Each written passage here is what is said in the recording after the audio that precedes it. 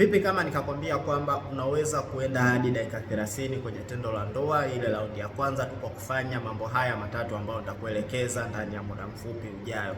Na ili udumu kwa muda mrefu kwenye tendo la ndoa, mwili wako pamoja na akili yako vinatakiwa viwe sawa, yaani viwe kwenye hali ya utimamu, viwe na afya njema. Na mambo haya matatu ambayo nataka kuelekeza yanaweza yakafanikisha mwili na akili yako vikawa na afya njema.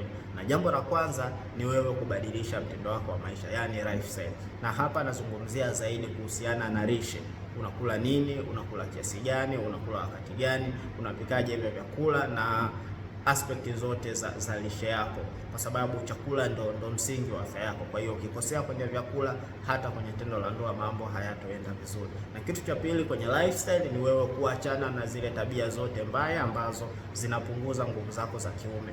Usiangalie video za ngono, usifanye punyeto, achana na uvutaji wa sigara, achana na kunywa pombe na tabia nyingine nyingi ambazo unasifahamu zinapunguza nguvu za kiume. Na jambo la pili unalotakiwa kufanya ni kurekebisha saikolojia yako, kurekebisha akili yako, kuweka utimamu mzuri kwenye akili yako. Yaani ondokana na stress, ondokana na hofu, wasiwasi, rejesha confidence yako wakati wa kushiriki tendo la ndoa, na hili litafanya mwili wako relax, kisha kwenye tendo la ndoa utakuwa mwanaume shupavu. Na jambo la tatu ni kuondokana na changamoto yote ya kiafya ambayo inaharibu mzunguko wako wa damu, inaathiri uzalishaji wa homoni zako za kiume, pamoja na kuathiri mfumo wako wa mmeng'enyo wa chakula.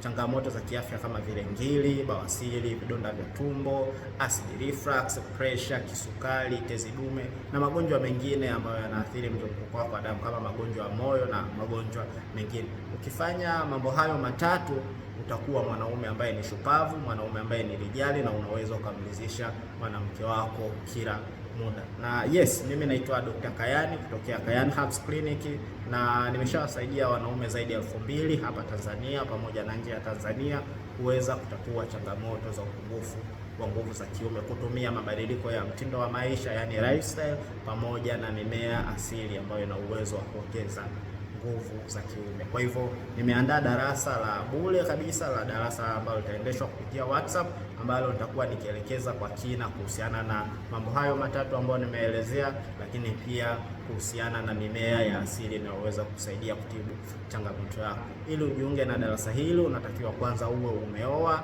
una miaka 30 kuendelea, lakini pia uko tayari kuwekeza muda wako pamoja na pesa yako katika kutatua changamoto yako ya upungufu wa nguvu za kiume. Ili kujiunga kwenye darasa hili, bonyeza link hapo chini imeandikwa send WhatsApp message, kisha utaweza kujiunga kwenye darasa hili. Lakini kabla ya kujiunga, utaulizwa maswali machache tu ambayo yanahitaji kuthibitisha kama kweli umekidhi vigezo hivyo, kwa sababu sitaki kuunga mtu ambaye hajakidhi vigezo hivyo. Na hakikisha unajibu maswali hayo ndani ya muda sahihi, kwa sababu baada ya masaa 24 ukiwa hujajibu maswali hayo, nafasi yako itachukuliwa na mtu mwingine. Kumbuka tu vigezo ni uwe umeoa, una miaka 30 na upo tayari kuwekeza pesa pamoja na muda wako katika kutatua changamoto yako.